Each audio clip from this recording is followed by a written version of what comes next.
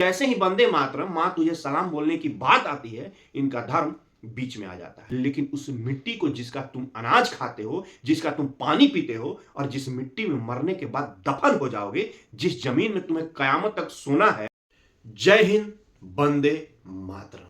अरे चौंकिए मत, मैंने वंदे मातरम बोल दिया तो किसी का धर्म भ्रष्ट नहीं हुआ ना भाई, या किसी को करेंट तो नहीं ना लगा।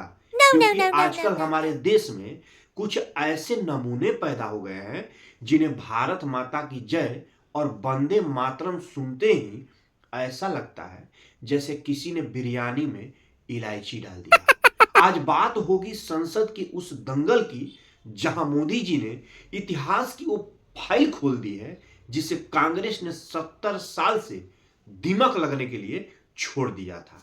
बात होगी उस वॉकआउट गैंग की जो काम करने नहीं, सिर्फ कैंटीन का समोसा खाने संसद जाते हैं। और सबसे बड़ी बात, वो लोग जो कहते हैं शरीयत इजाजत नहीं देती है वंदे मातरम बोलने का, भारत माता की जय कहने का, तो आज उनका भी हम लोग फैक्ट चेक करेंगे। तो नमस्कार, मैं हूं कृष्णाकांत तिवारी और स्वेटर पहने हैं तो खोल लीजिए क्योंकि आज रोस्टिंग का मौसम बहुत गर्म होने वाला है। तो भाई साहब, मोदी जी ने संसद में बम फोड़ दिया। उन्होंने साफ कह दिया कि कांग्रेस ने जिन्ना के दबाव में आकर वंदे मातरम का टुकड़े कर दिए।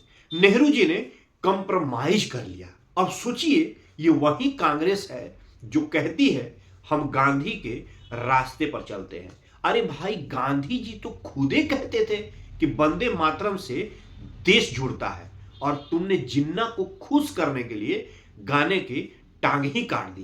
कांग्रेस का इतिहास ही कॉम्प्रोमाइज कर रहा है। इनसे पूछो कि कश्मीर का क्या हुआ भाई, तो कॉम्प्रोमाइज। चीन के साथ क्या हुआ भैया, कॉम्प्रोमाइज।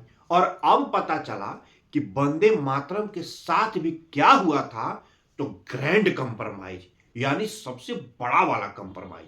इन्हें लगा कि गाने की 2 लाइन हटा देंगे तो जिन्ना खुश होकर लव यू नेहरू जी बोल देगा, लेकिन ऐसा हुआ नहीं। तुमने गाने भी आधा गया और देश भी आधा ही बचा। इसे कहते हैं न खुदा ही मिला और न विसाले सनम मिले, न इधर के रहे न उधर के। ये लोग इतिहास को ऐसे पढ़ाते हैं जैसे भारत 1947 से पहले था ही नहीं। सीधे 14 अगस्त की रात को इंटरनेट से डाउनलोड हो गया। संसद की बात हो और हमारे संजय सिंह का नाम न हो तो मतलब ही नहीं है। अब आते हैं हमारे क्रांतिकारी आम आदमी पार्टी के लाउड स्पीकर माननीय संजय सिंह पर। संजय सिंह ने संसद में खड़े होकर पूछा, जब हम अंग्रेजों से लड़ रहे थे तब आरएसएस और बीजेपी वाले कहां थे, कितने वंदे मातरम गाए? संजय भैया, ओ संजय भैया, जरा इधर देखो इधर। जब अंग्रेजों से लड़ाई हो रही थी तो मान लीजिए आरएसएस भाजपा तो उस समय जन्मे नहीं हुआ था। भाजपा का जन्म तो आजादी के बाद हुई है और आरएसएस का जन्म आजादी से पहले हुई है। मान लीजिए उन्होंने लड़ाई नहीं लड़ी तो हम ये भी कह सकते हैं तब आम आदमी पार्टी कहां थे? ओ सॉरी, तब तो अरविंद केजरीवाल जी का जन्म भी नहीं हुआ था, तब तो आपकी पार्टी का झाड़ू भी नहीं बना हुआ था। संजय सिंह जी इतिहास की बात ऐसे करते हैं जैसे वो खुद 1857 की क्रांति में झांसी की रानी का घोड़े का लगाम पकड़कर खड़े थे। अरे भैया, आरएसएस और सावरकर ने जो भोगा है वो तो छोड़ दीजिए, आप ये बताइए कि आपने क्या किया और आपके पूर्वज क्या किए थे। इसका भी जवाब देना पड़ेगा ना आपको। जब किसी के पूर्वज से बात करेंगे तो आपने दिल्ली को शीश महल दिया, आपने पंजाब को कर्ज दिया, और जब संसद में वंदे मातरम पे चर्चा हो रही थी तो आप क्या कर रहे थे? वॉकआउट। ये विपक्ष का नया फैशन है। जैसे ही कोई देश की बात आती है ये ऐसे भागते हैं जैसे स्कूल का बैंक बेंचर होमवर्क न करने पर बाथरूम का बहाना बनाकर भागता है। इनको संसद में बैठने के पैसे मिलते हैं भाई, ऐसे हंसने का नहीं मिलता। ये वॉकआउट करने के लिए ये भी पैसे लेते हैं भाई। इतनी वॉकआउट तो सुबह पार्क में अंकल लोग भी नहीं करते जितनी इस संसद से बाहर आके करते हैं। इनका बस चले तो इस संसद के बाहर एक बोर्ड लगा दें यहाँ देशहित की बातें करना मना होता है।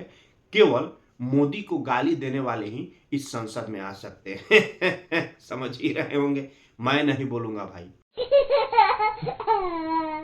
और अब आते हैं इस वीडियो के सबसे ज्वलंत मुद्दे पर।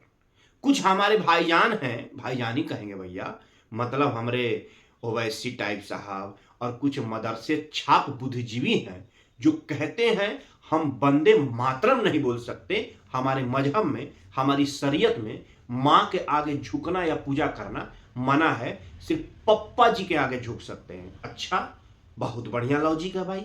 जरा मुझे एक बात बताओ, जब बॉलीवुड के गाने पर शादियों में जो नागिन डांस करते हो तब शरीयत नहीं याद आती है, और जब शीला की जवानी और मुन्नी बदनाम पर रील्स बनाते हो तब फतवा जारी नहीं होता है, जब चुनाव में टिकट मांगने के लिए किसी नेता के पैरों में तड़ाम से गिर जाते हो तब तौहीद खतरे में नहीं पड़ती है, लेकिन जैसे ही वंदे मातरम मां तुझे सलाम बोलने की बात आती है इनका धर्म बीच में आ जाता है। अरे भाई, वंदे मातरम का मतलब है इस मिट्टी को नमन करना जिस मिट्टी में तुम पले बड़े हो, जिस मिट्टी में तुम्हारा जन्म हुआ है।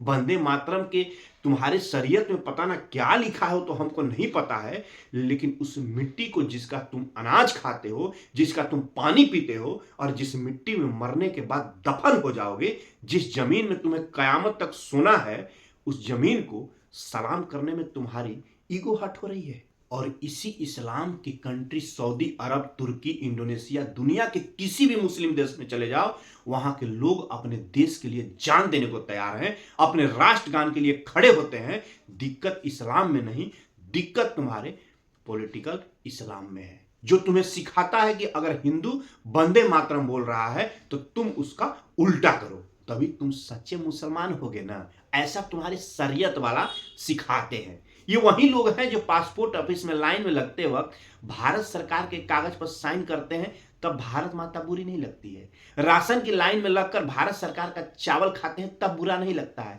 बस वंदे मातरम बोलने में इनका गला सूखने लगता है। इसे कहते हैं खाया पिया और खिसक लिया वाला एटीट्यूड। दोस्तों, बात साफ है, वंदे मातरम सिर्फ एक गाना नहीं है, ये वो मंत्र है जिसे गाते गाते भगत सिंह, सुखदेव, राजगुरु फांसी पर चढ़ गए। अशफाक उल्लाह खान ने भी इसी देश की मिट्टी को चुना था। आप जो लोग भी इसका विरोध कर रहे हैं वो किसी धर्म के सगे नहीं हैं, वो सिर्फ तुष्टीकरण के सगे हैं।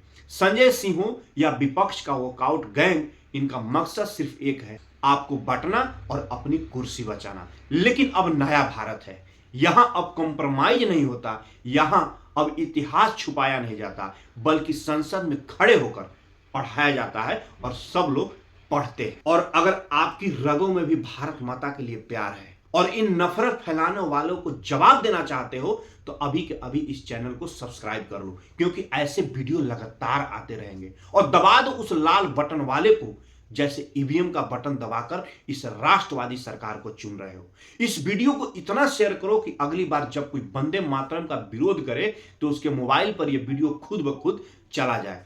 कमेंट में जय हिंद लिखना और वंदे मातरम की तो बाढ़ आ जानी चाहिए। मैं देखना चाहता हूं कि कितने देशभक्त जाग रहे हैं। मिलता हूं अगले वीडियो में, तब तक के लिए भारत माता की जय, वंदे मातरम, जय हिंद।